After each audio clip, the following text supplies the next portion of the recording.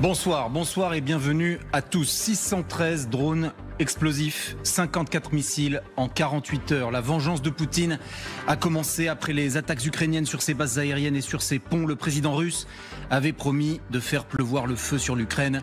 Nous y sommes. Nos reporters sur le front et à Moscou, nos experts en plateau. Point complet dès le début de cette émission. Les dessous d'un divorce. Le président américain a-t-il offert le scalp d'Elon Musk aux bureaucrates des États-Unis? En France, revoilà le débat sur l'âge de départ en retraite. Le budget 2025 prendra-t-il l'allure d'une grande fête des impôts? Et notre justice, qui tapote la main des casseurs, a-t-elle perdu le nord? Le fond des dossiers, la confrontation des idées, c'est le duel Sarko-Garrido. Le débat à 18h40. Puis à 18h30, vous avez rendez-vous comme chaque samedi avec vos tribunes libres. Ce soir, David Revaud-Dallon, Arlette Chabot et l'ami Guillaume Durand.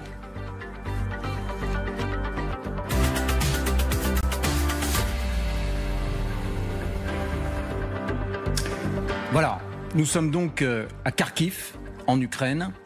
Les bâtiments que vous voyez ne ressemblent pas à des industries d'armement, à des usines d'armement, ne ressemblent pas non plus à des ateliers d'assemblage de drones. C'est pourtant ce qu'affirme le Kremlin, avoir visé des cibles en lien avec l'action militaire. Nous avons des yeux pour voir et ce sont bien des immeubles d'habitation qui, au fond, comme d'habitude, ont été touchés. Le bilan, c'est 5 morts, 20 blessés. On s'interrogera d'ailleurs sur ce bilan qui paraît, c'est toujours trop, 5 morts, 20 blessés, mais c'est vrai que compte tenu du fait que 613 drones, plus de 50 missiles se sont abattus en 48 heures sur l'Ukraine. On s'interrogera aussi sur ce bilan. Je suis avec le colonel Michel Goya. Bonsoir colonel. Bonsoir David. Et bienvenue à vous. Gallagher Fenwick est avec nous. Bonsoir David. Comment allez-vous Gallagher? Ça va et vous-même? Parfait. Sylvie Berman, bonsoir.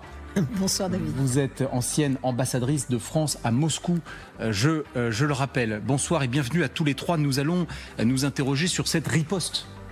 Cette riposte parce qu'au fond, les coups d'éclat ukrainiens la semaine dernière étaient des humiliations pour Vladimir Poutine. Les bases aériennes touchées, les images ont fait le tour du monde. Le pont qui a été également visé par des explosifs. Est-ce que vous êtes d'accord les uns les autres? Premier rapide tour de table pour dire que nous assistons au début de la riposte à la vengeance du tsar. Oui. Oui, très clairement. On l'a déjà même commencé un petit peu avant. C'est-à-dire que ça fait quand même plusieurs jours qu'il y a une augmentation des frappes. Mais de toute façon, quoi d'autre? On ne s'attendait pas à autre chose en réalité. Mais pour les Russes, il fallait quand même montrer que c'était des représailles. Tout ça, il faut que ce soit spectaculaire.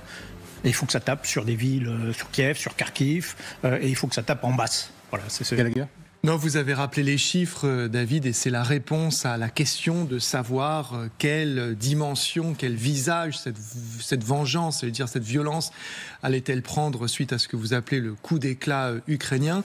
Et la réponse, c'est que ça se joue sur la quantité, le volume. C'est-à-dire que la Russie est déjà allée tellement loin dans le spectre de l'horreur infligée aux Ukrainiens que finalement, tout ce qu'elle peut faire, entre guillemets, dans le domaine conventionnel, c'est accroître le nombre de drones, accroître le nombre de missiles, qu'ils soient balistiques, de croisière ou autre.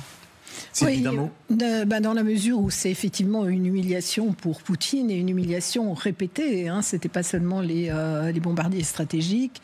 Il est obligé de réagir. Il est obligé de réagir par rapport aussi à ces ultranationalistes en Russie. Et comme il n'a pas les capacités qu'ont les services de renseignement ukrainiens, qui d'ailleurs l'ont préparé de longue date, eh bien, il frappe effectivement les populations civiles et en masse, comme l'a dit Gallagher. Alors justement, frapper les populations civiles, augmenter le volume de charge en quelque sorte comme forme de riposte. D'abord les faits. Comment Vladimir Poutine a organisé cette riposte? Quelle allure a-t-elle prise? Emma Barrier nous a rejoint. Bonsoir Emma. Bonsoir David. Alors que s'est-il passé exactement?